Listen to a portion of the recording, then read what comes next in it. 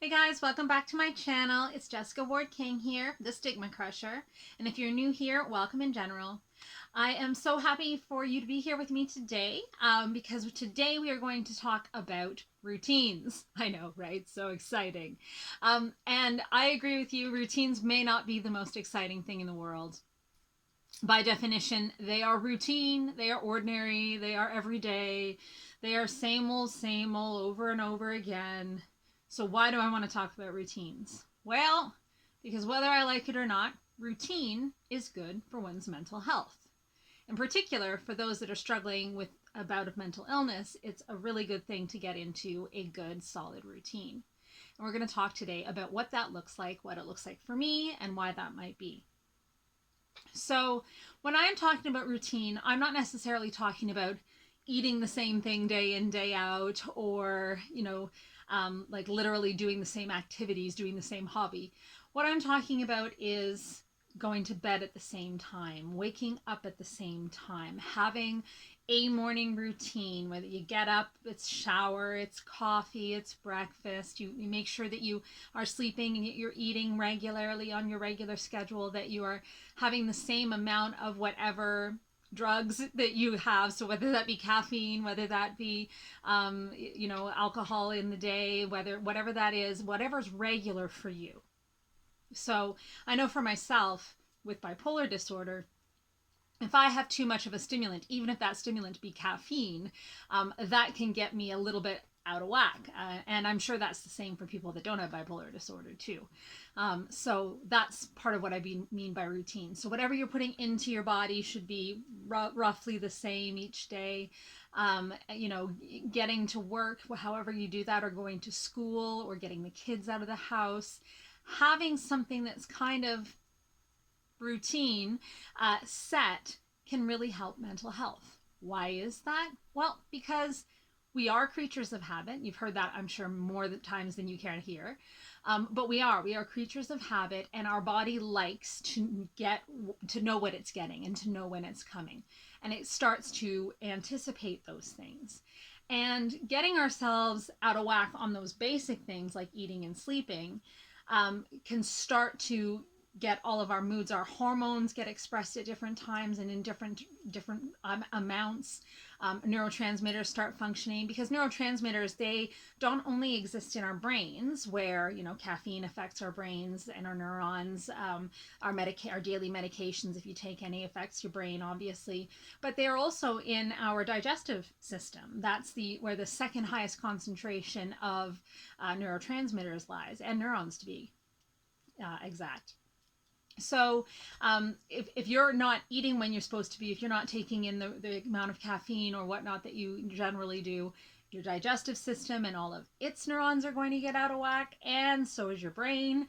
And that can really have an effect on mood. And anybody that's had a bad day, a day that hasn't gone as planned, you got up late, the alarm didn't go off, the kids fought on their way out the door, you were late getting to work, you didn't have your morning coffee, or you felt too tired and you had too much morning coffee, and it's just the day gets worse and worse and worse as all of these things compound, right? And we know that with mental illness, there are often symptoms, the actual symptoms of mental illness, that reflect this. So, with depression or bipolar, for example, sleeping and eating habits are noticeably changed. So, you can and it can either be too much or too little. So, with depression, you can either sleep too much or sleep too little, early morning awakenings, that kind of thing. With bipolar depression, same thing. And with mania, you tend to sleep very little or not at all. You could wake up early in the morning and not be able to get back to sleep. Also, with eating, we find that a symptom of depression and bipolar depression is either eating too much or eating too little, not eating at all. Obviously, eating disorders themselves are disorders of eating. Anxiety goes along with digestive disorders and with, problems with elimination, diarrhea, or constipation sometimes. And so you can see how the whole body, even though we call it mental illness, the whole body is affected. And getting any part of that body out of what it normally does can have a profound effect on one's mental health, and vice versa. And so for me, what does this look like? Well, I have learned over time that what I used to do when I was a young person, a teenager and a 20 something, was to go through my week, get as little sleep as I needed to get in order to be able to do my studying or whatever I was doing, and then on the weekends stay up late, go to bed, stay in bed until past noon. I can't do that, not with my mental health the way it is. I need to have a set routine, and unfortunately, that routine can't really change even on weekends. So for me, I go to bed. We put my son to bed at around 8 o'clock. I'm after sitting up and having my tea and reading. I'm in asleep by 9 o'clock. I have to be up by no later than 5 o'clock to get to work on time. And so that's the pattern that I try to keep even on weekends. I get up, I have my coffee, I have my morning medications, then I have something to eat, then I get dressed, get out of the house, and it's very, very much routine. There's a snack in the morning, there's lunchtime, there's supper time, all that stuff kind of happens on schedule. And yes, it sounds very, very boring. What I don't mean by routine, though, is like, for example, I will read different things or do different things at work. So it's not like life is stuck in a rut. I will do different activities. I will talk to different people about different topics. It's not as though I'm just like day in, day out doldrums, not doing anything different, and, nihilism results. What I'm talking about more is taking care of the body in such a way that it supports the mind.